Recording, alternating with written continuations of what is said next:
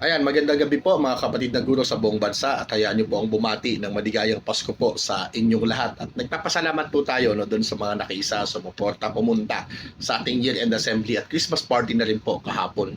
Dito po sa Caloocan High School po yan ginanap. Ngayon po ay kagigising ko lamang at ako'y humihingi ng paumanhin sapagkat maghapon po ako natulog, hindi ko sukat na sagot yung maraming mga messages o yung mga comments. I'm sorry po. Mukhang kailangan ko lang bumawi ng tulog. Maghapon po talaga as in. Nagising ng alas 8, nananghali ng maaga, di ba? Tapos natulog at nagising po uli ngayon ng mga around 6 o'clock. So parang niregalo ko na po sa sarili ko yung matulog ng mas mahaba ngayong araw na ito. Sapagkat mamaya ay meron na naman po ako mga trabaho.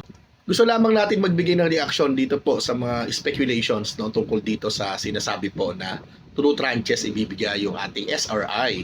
Ang tanong ng mga kasama ho natin, ay nangyari na ba ito dati?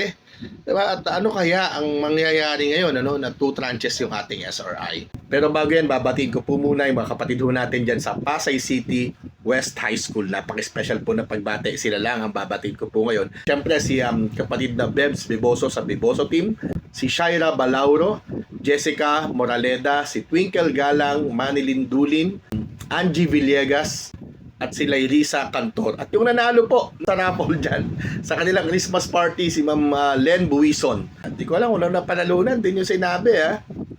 Ganun din po, si Ma'am Ella May de Gusaymas de Villa.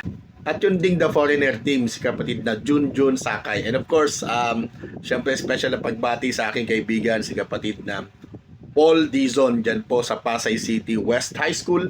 At ang inyong principal, aking kaibigan at National Council member ng TDC, si Sir Agapito Chodoro Manaog. Yan, So, Merry Christmas sa inyo, Pasay City West High School. Maraming salamat po sa inyong patuloy na pagsuporta, pagtangkilik, at pakikiisa sa Teachers Dignity Coalition. Yung hindi pa member dyan sa inyo, mag-member na kayo.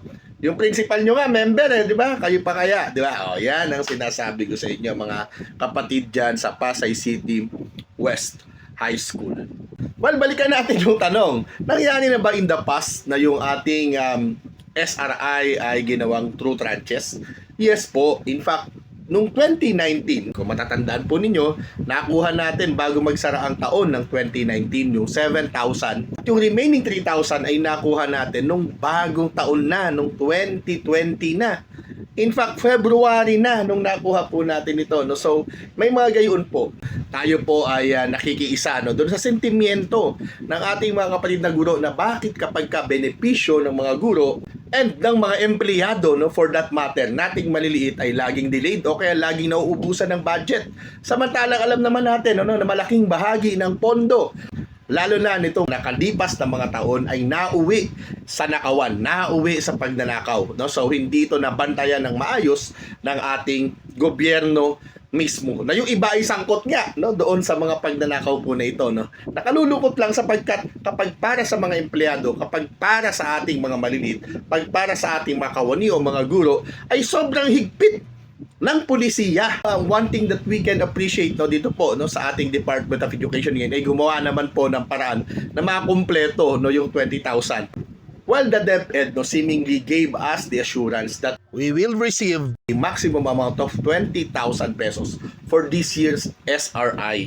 Yun nga lang, medyo hati-hati. May mga tatanggap muna ng 10 ngayon, may mga tatanggap muna ng 14,500, and then the remaining, yung balance po, ay matatanggap natin once the DBM approves the DepEd's request for modification of allotments. So yun po, yun yung ating sagot doon sa tanong kung in the past ba ay nangyari na po ito.